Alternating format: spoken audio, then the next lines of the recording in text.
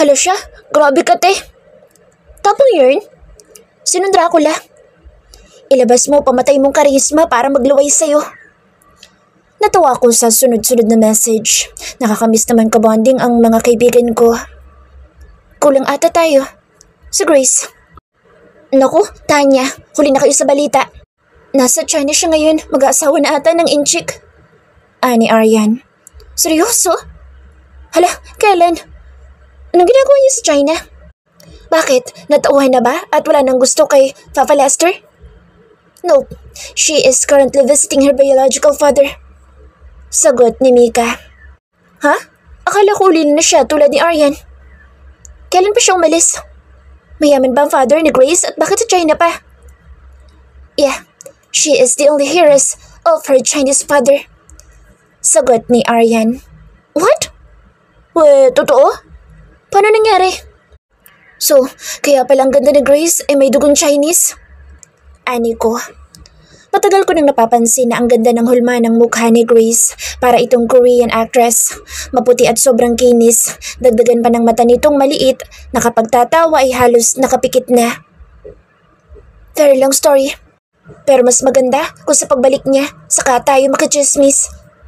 Ani Mika. Hindi ba nahihirapan sa Grace dahil wala siyang inspirasyon? Tanong ni Lian. Tingin ko, si Dr. Lester ang nahihirapan dahil wala na siyang stalker. Insert funny emojis na ani ni Aryan.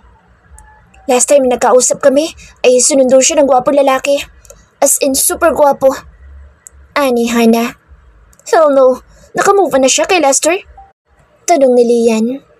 Puti ka Lian, kahit ako mag-move on kung ganoon kayami yung kasama niya papuntang China. Ani Aryan. Magkasama sila sa China? Bakit? Sino ba yun at ipinagpalit si Dr. Lester?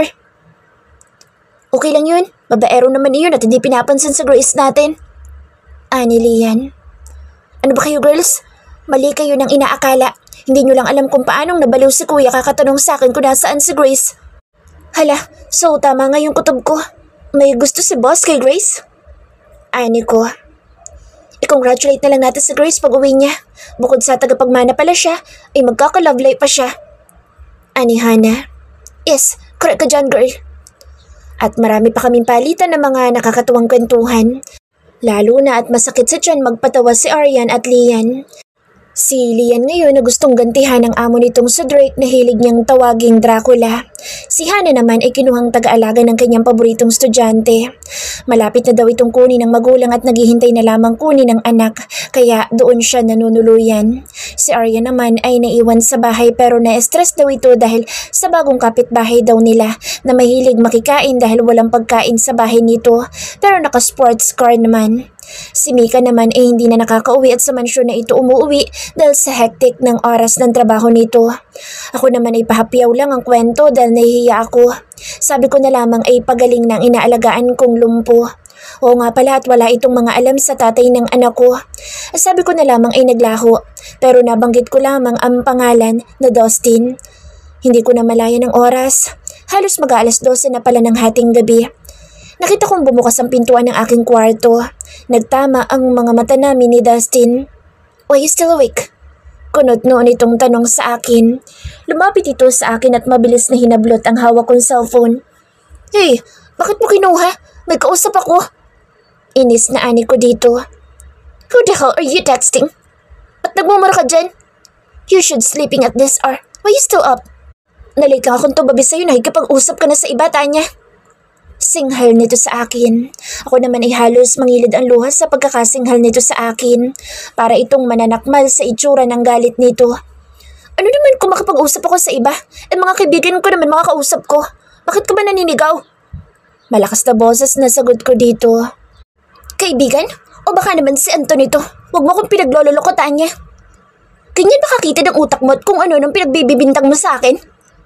Hindi makita ng utak ko, Tanya. Gusto ko lang na sagutin mo tinatanong ko. Sinugot ko na. Bakit biglang si Antonio sinasabi mo dyan? Nagpupuyos ang aking kalooban sa pinagsasasabi nito sa akin. Sasagot pa sana ito nang tumunog ang message tone. Mabilis nitong kinalikot ang aking cellphone at walang pasabi na tinalikuran ako't lumabas. Naiiyak ako sa sobrang pagkaasar kay Dustin. May pagkasaltik nga talagang ulo nito. Masyado itong seloso at tamang hinala. Diyos ko, ito ba yung minamahal ng aking puso? Lahat na lang pinagsaselosan. Hindi pa nga kami tapos makipagkwentuhan sa mga kaibigan ko ay kinuha pa nitong cellphone ko. Sa inis ko inilak ko ng maayos ang aking kwarto. Hinila ko ang side table na may pagkamabigat pa naman. Ipinangharang ko sa pintuan. Kinuha ko ang maleta na may mga laman na gamit ko sa pagiging nurse. Ewan ko na lang kung makapasok pa ang walang hiyang selosong iyon. Walang hiya. Ang lakas magselos. Halos walang pakundangan ako nitong angkinin. Anumang oras dito gugustuhin. Manda siya bukas at bibigwasan ko siya ng gusto. Napabalikwas ako sa tindi ng ingay at kalabog sa kung saan. Kulang na lang ay mayanig ang buong silid sa tindi ng kung sino mang Herodes ang nagpagising sa masarap kong tulog. Anak ng tipaklong! Halos lumuwa ang mga mata ko sa gulat nang mapatingin sa pintuan ng kwarto ko. Literal pala na may kumakalabog dahil nagsihulog na ang maleta na ipinatong ko sa side table na ipinangharang ko kagabi dahil sa inis ko kay Dustin. "Open this damn door! Tanya!" Sigaw ni Bakulaw. Maya-maya pa'y tumahimik at may narinig ako mga yabag ng mga sapatos na parabang patakbo malapit sa pintuan. Napatayo ako nang may marinig na kakaibang tunog. Para itong makina na hindi ko maintindihan. Diyos ko! Napatili ako nang makita ng dalawang mga mata ko ang isang matalim na bagay na may tunog at walang habas na nirarat-rat ang pintuan ng silid ko. Napanganga na lamang ako hanggang sa tuluyang nasira ang pintuan. Damay pa ang side table na nahati sa gitna. "Dumb the shit!" Galit na sabi ni Dustin habang sinisipa ang nasirang pintuan at side table. Hawak pa nito ang malaking chainsaw. What the heck? Chainsaw? Lumingon ito sa akin at salubong ang mga kilay.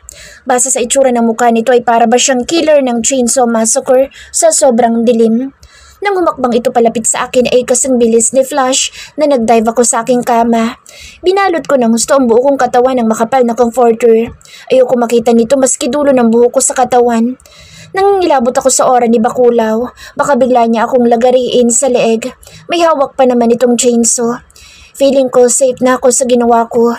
Safe nga ba? Narinig ko ang pagbuntong hininga nito. Hindi ko man ito nakikita ay ramdam ko naman na malapit ito sa akin. "Sweetheart." Mababa at mahinahon itong tawag sa akin na aking ipinagtaka. Kung kanina'y para itong monster, ngayon naman, ano na? "Sweetie." May tanya. Hindi ako kumibo sa ilang beses nitong pagtawag sa akin. Hinayaan ko ito na para bang wala akong naririnig.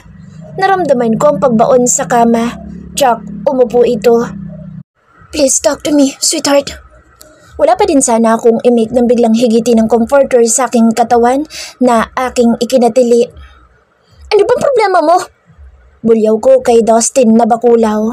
Matiim niya akong tinitigan. Pakiramdam ko tuloy ay hinahalukay ang akin tiyan sa paraan ng titig nito sa akin. Umangat ang kanang kamay nito, tinawakan ng aking pisngi. "You're making me worried so much, sweetie." Pinalo ko ang kamay nito sa aking pisngi kaya napabitaw ito. Nakita ko ang biglang pagsalubong na naman ng kilay nito. "Bakit ka pa may chainsaw?" Sabay nguso ko sa chainsaw na nakalapag sa sahig. "Pinahirapan mo kasi akong pumasok dito, kaya I have no choice but to use that." "Pwede ka namang kubatok, sinira mo pang pintuan." Asam na ani ko dito. "I knocked and used the key." "Bakit mo hinarangan ng pintuan? I don't have a dumb patience for that." "Kasalanan mo yun." "What?" Aba, at parang nagka-amnesia ata ito. Parang walang ginawang kagaguhan kagabi. Bigla akong pagbibintangan nakausap si Anton kahit mga kaibigan ko naman mga kausap ko. Hinablot pa sa akin ang cellphone ko. Naningkit ang mga mata ko. "Pawat-wat ka pa dyan? Akin ang cellphone ko." Nangangat ang aking kamao at gusto ko nang dumapo sa pagitan ng mga mata nito. "Jom, no way." "Piste ka." Tuloy ang lumipad ang aking kamao, hindi sa pagitan ng mga mata nito, kundi sa kaliwang mata nito. Napaigik ito. "What the hell?" Sabay hawak nito sa kaliwang mata nito. Napatayo ako nang makita ko si Dustin na namimilipit sa sakit. Agad akong niyakap ng takot. Bigla ko napatingin sa lapag kung saan nakalapag ang chainsaw. "Takbutan niya, kung gusto mo pang mabuhay." Walang sabi-sabi, halos liparin ko na ang labas.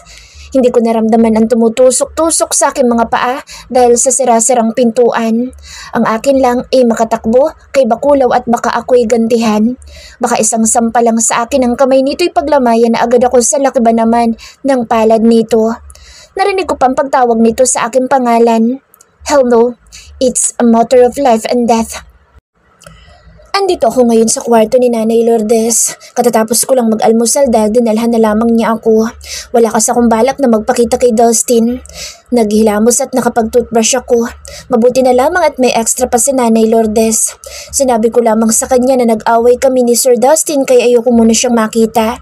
Alam kong nagtataka ng husto si Nanay Lourdes pero hindi na lamang siya nagtanong at hinayaan na lamang ako. Gusto ko man sanang lumabas at bumalik sa aking kwarto pero hindi ko magawa. Ayoko munang makita ang mukha ni Bakulaw. Talagang naaasar pa ako sa taong iyon. Sinira pa ang pintuan ng kwartong ginagamit ko. Gusto ko sanang maligo at makapagpalit ng damit. Wala pa naman akong suot ngayon na bra at mabuti na lamang at malaking t-shirt at pajama ang sinuot ko kagabi na hanggang ngayon ay suot ko pa din. Hindi din ako nakatiis ay nagpasya ako lumabas na ng silid. Ang kwarto ni Nanay Lourdes ay malapit sa kusina. Tanging kay Nanay Lourdes lamang ang may kwarto sa mga naninilbihan dito sa mansyon na ito dahil siya ang mayordoma. Ang lahat ng ibang kasambahay ay nasa likod ng mansyon dahil may sarili silang bahay at kumpleto din ang mga gamit nila doon. Gustuhin ko man sanang pasyalan sana ang ibang kasambahay pero itong si Dustin na Bakulaw ay hindi ako pinapayagan na makaalis sa tabi niya na para bang tuko. Pasimple ako naglalakad papuntang kusina. Nakita ko pang isang kasambahay na busy magpunas ng malaking table. Nginitian ko ito at ngumiti din ito sa akin at itinuon muli ang mata sa ginagawa. Ako na may binuksan ng isang malaking refrigerator. Tumambad sa akin ang punong-puno ng mga pagkain. Grabe, parang never ata itong nababakantehan. Kumuha ko ng Cadbury chocolate. Inala ko ang isang kasambahay na hindi ko man lang alam ang pangalan pero tumanggi ito. Kaya kumuha na lamang ako ng isa at sinarado na ang fridge.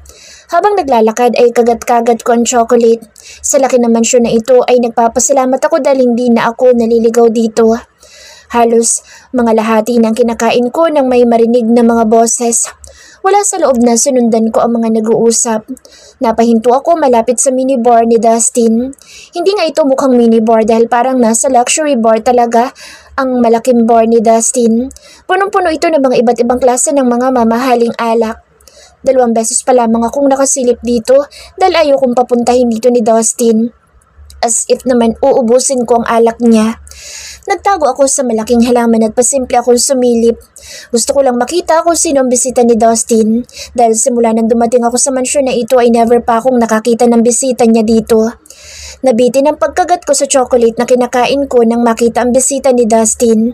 Lalaki ito at malaki ang katawan na nagsasalita. Pero nanlaki ang aking mga mata dahil hindi lang pala isa ang bisita kundi 5. Hindi ko maintindihan ang mga pinag-uusapan nila dahil ibang lengguwahe ang ginagamit nila. Halos nagkandahaba-habang aking leeg kakasilip dahil sa mga nagagwapuhang mga lalaki pala ang bisita ni Dustin. Kung nandito lang si Aryan at Lian, tsak nagtititili na ang mga iyon. May isang pamilyar na nagsasalita na hindi ko maintindihan ng sinasabi. Si Boss Lester? Ano kayang ginagawa ni Boss dito at parang mga seryoso mga usapan? Nakita ko pa sa Dustin na nakaupo na para bang hari na napapalibutan ng mga kausap nito. Muntik ako mapasigaw nang may humawak sa aking braso. Si Nanay Lourdes at nag-sign na wag akong mag-iingay. Mabilis niya akong hinila paalis sa aking pwesto at lumabas. Napunta kami malapit sa swimming pool. Muntik ko pang mabitawan ng kinakain kong chocolate at mabuti na lamang at mabilis ang aking kamay sa pagsalo at inisang lamon na lamang sa aking bibig ang natirang chocolate at humarap kay Nanay Lourdes na kanyang ikinanganga. Ikaw na bata ko, sabi nito at umiling-iling. Kilala mo po sila, Nanay? Tanong ko kahit ngumunguya pa. Mataman itong tumingin sa akin at sumeryoso. Kilala ko sila, Iha. Mga kaibigan po ba sila ni Sir Dustin? Nakita ko po kasi ang boss ko na si Doc Lester. Hindi lang sila magkaibigan, kundi matalik na magkakaibigan silang lahatan niya. Napangiti pa ang matanda. Ngayon ko lang po nakitang may mga bisita sa Sir Dustin. Bihira lang talaga silang magkita-kita na magkakasama dahil mga busy sila sa kanilang mga buhay. Halata nga pong mukhang yayamanin mga kaibigan ni Sir Dustin. Sobrang ang gagwapo pa po. Di ba, nanay? Hindi ko napigilan ang mapangiti dahil totoo naman. Daig pa nila mga artista sa kagwapuhan at kakisigan. Pero mas gwapo pa din si Dustin ko. Magtigil ka, Tanya. Naputol ang pag-uusap namin ni Nanay Lourdes nang may tumikim sa aming likuran. Napalingon ako't napanganga sa kagwapuhan sa aming harapan. Mukha itong Hollywood star. Idagdag pa ang pumuputok nitong muscle sa bakat nitong suot na malaking t-shirt. Napakatangkad din ito na tulad ni Dustin. Hello, Miss Tanya. Baritono nitong boses. Ha? Hi. Ngumiti ako ng tipi dito. Nagulat ako sa pagbanggit nito sa aking pangalan. So, this is Tanya. Biglang sulpot sa kung saan ng isa pang gwapong nilalang. Sunod-sunod na nagsilapitan ng iba pang mga lalaki na hulog yata ng langit. Literal na napanganga na lamang ako dahil inisa-isa ko ang mga mukha ng mga ito. Halos magkakaparehas ang laki at kakisigan ng mga katawan ng mga ito. Ang mga height ng mga ito ay hindi ata papayag ng hindi 6-footer. Puro mga higante. Nagmukha tuloy kaming minyo ni Nanay Lourdes. Sabay na lumapit si Boss Lester at si Dustin na salubong ang mga kilay at nakabusangot na naman ang mukha. O Tanya, how's your work? Si Doc Lester na nakangisi sa akin. Ayos lang po, Boss Lester. Sabay tinaasan ko ito ng kilay. Baka akala nito'y nakalimutan ko na siya ang dahilan kung bakit ako napadpad dito. Mag-aalaga daw ng lumpo, yun pala'y ako ang nalumpo sa kama. Ano ba Tanya, ang halay mo? Hiyaw ng aking utak. Napakunot ang noo ko nang bigla akong harangan ng katawan ni Dustin. Hindi ko alam kung ano na naman ang problema nito. Kaya pasimple akong pahakbang sa gilid pero bago ko pa magawa iyon ay hinapit na ako sa bewang ni Dustin na aking ikinasinghap. Narinig ko pa ang pagkantsaw at pagsipol ng mga kaibigan ni Dustin na aking ikinapula ng mukha. Napatungo tuloy ako lalo na nang makita ko ang mukha ng aking boss na para bang na-amuse sa nakikita. Langyang bakulaw na ito. Baka gusto mo kami ipakilala dyan, Body. Napaghahalataan ka tuloy. Masyado kang possessive. Damn you. Malutong na mura ni Dustin sa kanyang mga kaibigan na aking ikinatingala dito. Nagtama ang aming mga mata pero tinaasan ko lamang ito ng isang kilay. Narinig ko pa ang tawanan ng mga kaibigan nito. Binalingan niya ang mga ito at sinamaan ng mga tingin. Okay, para manahimik na kayo't magsalaya sa pamamahay ko. Brusko nitong pagkakasabi na para bang hindi pinag-iisipan ng mga binibitawang mga salita sa mga kaibigan nito. Si Alex, turo nito sa lalaking unang tumawag sa akin. Drake, biglang singit ng isa. Feeling ko narinig ko na ang pangalan nito sa kung saan. Sa bagay marami ang pangalan na Drake sa Earth. Siyan. Napatitig ako na magsalita ito. May kamukha ito na Turkish actor. Tama. Si Can Yaman. Base sa nakaponytail nitong buhok at balbas sarado nitong mukha. Naramdaman ko ang pagpisil sa aking bewang na aking ikinalingon kay Dustin na ngayon ay parang namaligno ang mukha. Kelvin, napatingin ako sa lalaki na nasa sulok. Mukha itong nakakatakot tingnan. Magpapakilala pa ba ako? Sabay ngisi ni Doc Lester. Kay Grace. Napangisi ako nang makita ko na nag-ibang facial expression nito. Wow, pare. Sabay kantsaw ni Alex dito. Sinamaan lamang ito ng tingin ni Boss Lester. May kulang pa sa amin. Si Lander. Busy pa sa kapatid. Nabitin ang pagsasalita ni Drake nang magsalita sa Dustin. Sige na, magsalayas na kayo. Pagtataboy ni Bakulaw sa mga ito. Wala nang nagawa ang mga ito kundi magsialis. Nakita ko pa ang sunod-sunod na pag-andar ng mga mamahaling sasakyan. Napanganga na lamang ako sa aking nakikita. Naramdaman ko na lamang ang pagyakap sa aking likuran na walang iba kundi si Dustin. Ano ba? Pilit kong tinatanggal ang mga braso nito pero parang hindi nito alintana. Why? Naramdaman ko ang paghalik nito sa aking ulo. Teka, wag dito. Baka makita tayo ni Nanay Lourdes at ang iba pang kasambahay. Let them watch, both of us. Asisiraan ka na ba? Asik ko dito. Naramdaman ko ang biglang pagpisil nito sa akin dibdib. Napasinghap ako dahil wala pala akong suot na bra. Hindi mo ba alam halos gusto ko nang dukutin ang mga mata ng mga asungot na iyon? Bakit ba wala kang suot na bra? Narinig ko pa ang pagmumura nito. Mali ko bang may mga bisita ka? Kahit na. Magsasalita pa sana ako nang bigla niya akong pangkuin na para bang bagong kasal. Nagtitili ako at biglang napasiksik sa dibdib ng lalaki sa hiya nang makita ko ang ilang kasambahay na napatingin sa aming dalawa. Mabilis na naglakad ito papasok sa loob at dumiretso ng elevator. Parang kidlat na nakarating kami sa kwarto nito at maingat na ibinaba ako sa ibabaw ng kama nito. "Are you ready for my punishment, sweetheart? Baka nakakalimutan mo, sinuntok mo ko." Nanlaki ang aking mga mata sa sinabi nito. Tiyak ang aking perlas ang mananagot nito. Dumaan ang 2 araw na nakatulala lamang ako sa kawalan habang nakahiga sa kama ni Dustin. Masamang aking loob dahil walang Dustin na nangungulit sa akin ngayon. Ang huling pag-uusap namin ay may importante daw itong gagawin kaya aalis ng bansa. Nagising na lamang ako na wala na siya sa akin tabi.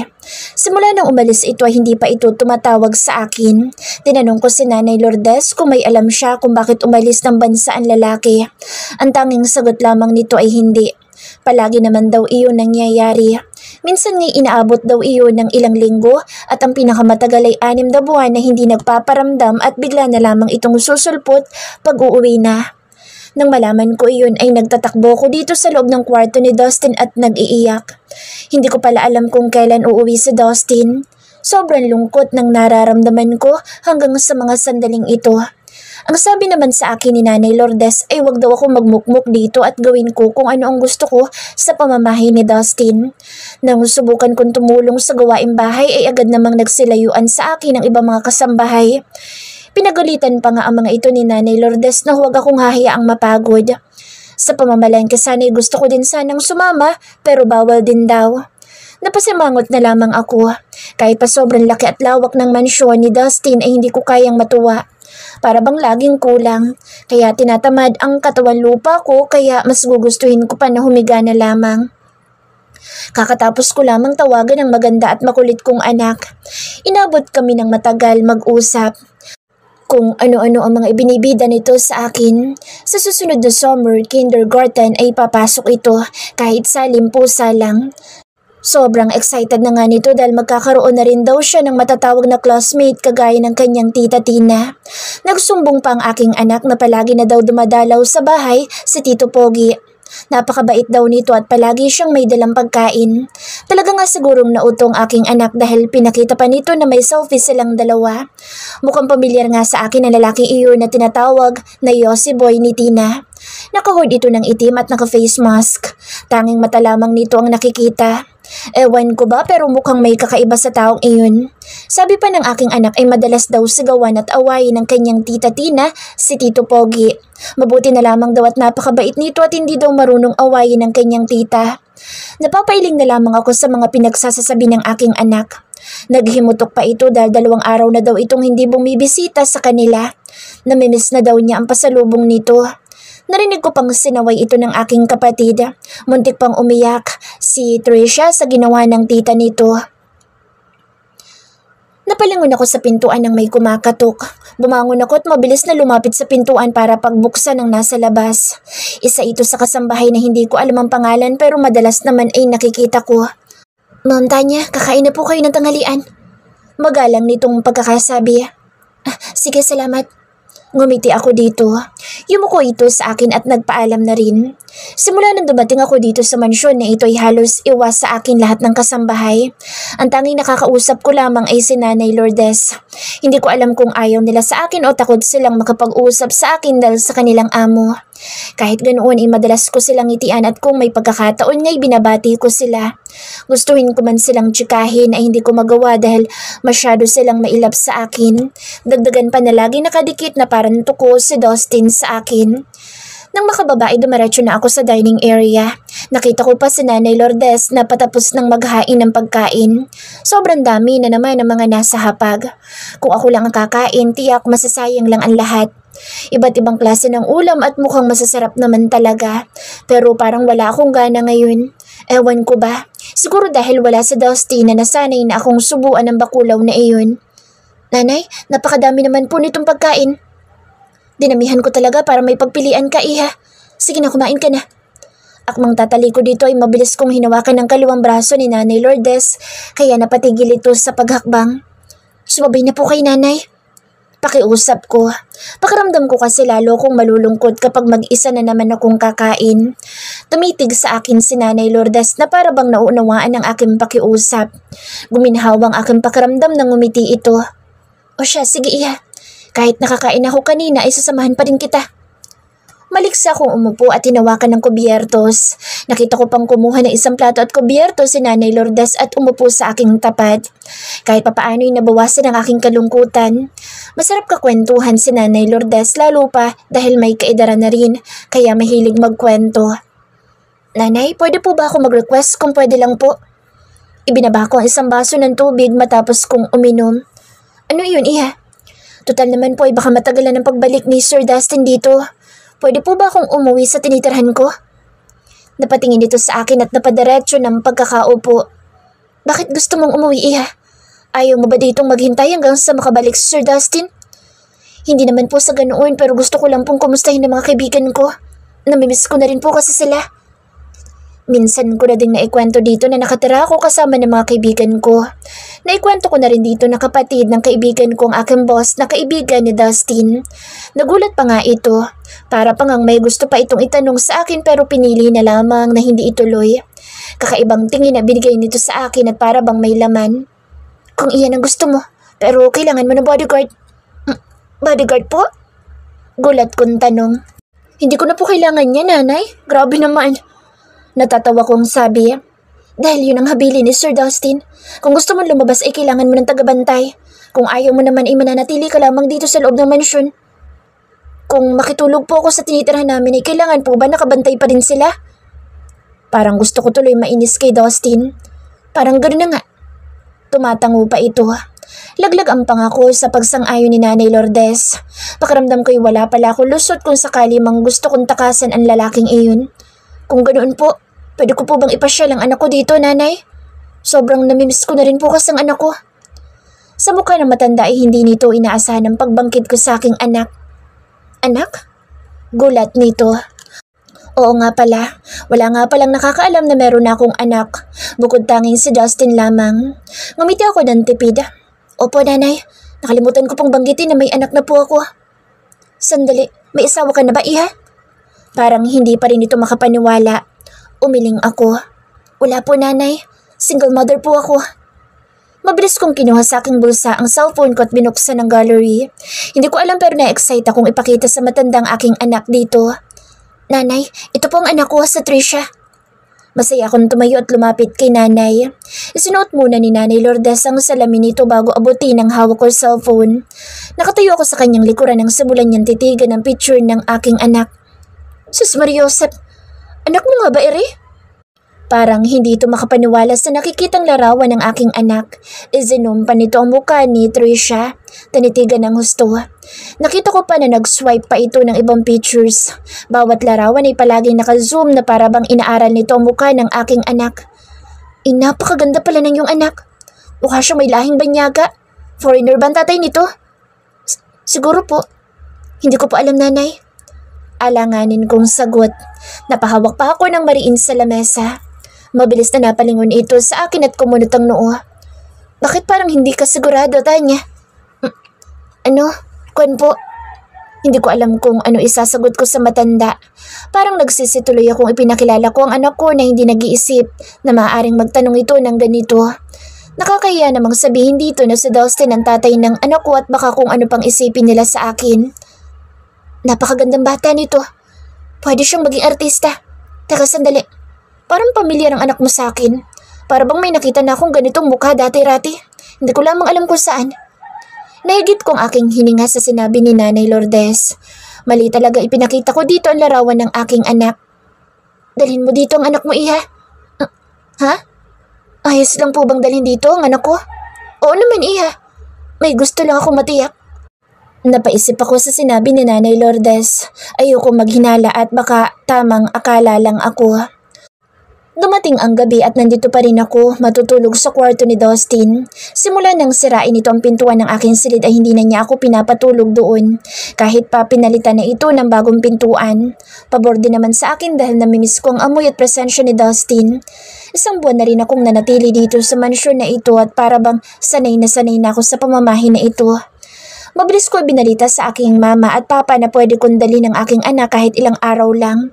Nung unay para bang nag-aatubili pa si papa. Si Tina naman ay tuwang-tuwa dahil makakakita na daw siya ng mansyon. Pinagalitan pa ito ni mama. Si Tricia naman ay nagtatatalo nang malaman na magkikita na ulit kami. Kaya sumang-ayan na rin si papa. Si Tina at ang aking anak lamang ang luluwas sa makalawa. Ang nararamdaman kong kalungkutan kay Dustin ay napalitan ng kasiyahan at pananabik para sa aking anak.